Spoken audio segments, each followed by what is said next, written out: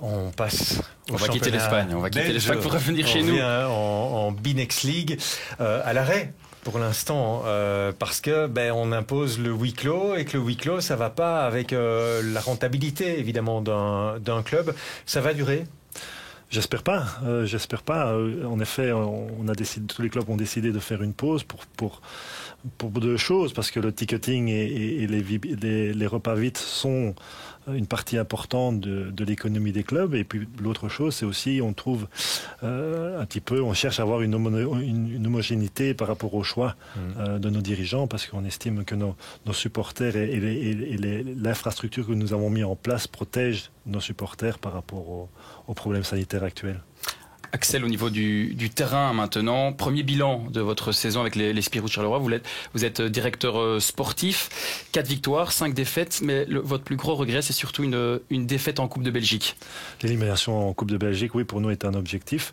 Maintenant, on est tombé sur une équipe de Louvain beaucoup plus préparée et plus hargneuse à la qualification, mais la situation de l'équipe et les résultats actuellement sont satisfaisants. Et satisfaisant, oui, je dis bien. Et alors, maintenant arrive une partie importante de la saison où on joue des adversaires directs pour se qualifier pour la Golden League qui est le prochain objectif pour nous. Oui, pour ça, il faut terminer dans le top 5. Alors, vous en parlez, satisfaisant par rapport au projet, parce que c'est un projet très particulier que vous soutenez désormais à Charleroi, emmené par le coach Sam Rotsart. Expliquez-nous. Oui. Donc on a la chance, le club a la chance d'avoir 2 coachs très formateurs, Sam Rotsart et Frédéric Wilmot. On a composé une équipe avec 7 joueurs du centre de formation qui viennent directement de la formation de Frédéric Wilmot. Et donc le coach Sam Rotsart adhère à cette philosophie-là, parce qu'il l'a fait aussi à Ostende pendant de nombreuses années. Donc oui, l'objectif était aussi certainement de sacrifier une partie de notre budget pour développer notre centre de formation et de recruter des personnes qui vont nous aider à faire en sorte que la formation de nos jeunes et l'éducation à travers le sport est un objectif aussi dans notre philosophie en tant que club. C'est sans doute le mot qui revient le plus souvent, je pense, depuis le début de l'entretien. Il n'y a rien d'étonnant. Si vous êtes directeur sportif à Charleroi, c'est parce que vous voulez former des jeunes et vous voulez que le club forme. Oui, parce que c'est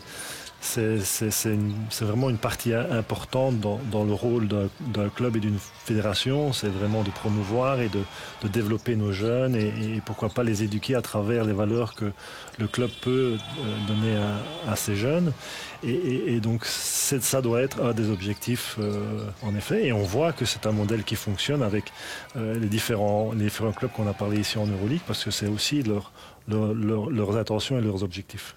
Et dans ce projet, les Spirou ont une infrastructure incroyable du côté de Jumelles, un des meilleurs sites en Belgique. Il faut avoir un site pareil pour justement avoir des ambitions sur le long terme. C'est super d'en parler, parce qu'en effet, on n'en voit pas assez d'infrastructures comme celle-là, et je pense que c'est aussi un des freins pour certains clubs de faire de la formation, parce qu'il faut avoir du terrain pour proposer à toutes ces équipes des conditions idéales de travail.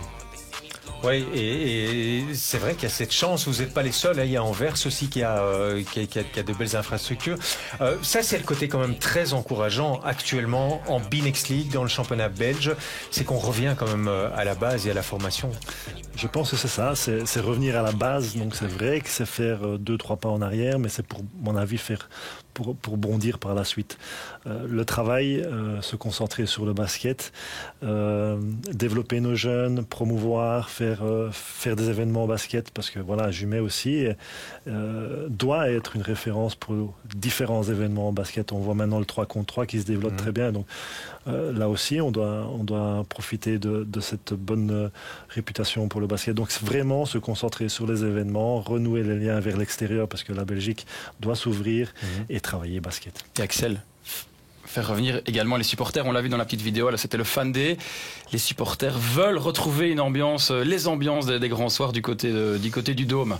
C'est-à-dire que déjà pour le match du 17 décembre, on attendait presque 3000 personnes. On sentait un petit peu que les gens revenaient, et un certain engouement qui revenait dans les salles. Ils s'identifient aux joueurs plus qu'avant justement avec ce c'est un peu projet. Aussi l'objectif de la formation, forcément. C'est aussi que les gens se retrouvent un petit peu dans le gamin de de Charleroi. Et nous avons 7 dans notre équipe. C'est aussi une des raisons pour aussi on axe beaucoup et on se concentre beaucoup sur la formation parce qu'on veut redynamiser notre fanbase. Et voilà, donc il est clair que quand on voit le match contre la Serbie, les Belgian Lions contre la Serbie, on voit la salle qui est quand même bien fournie.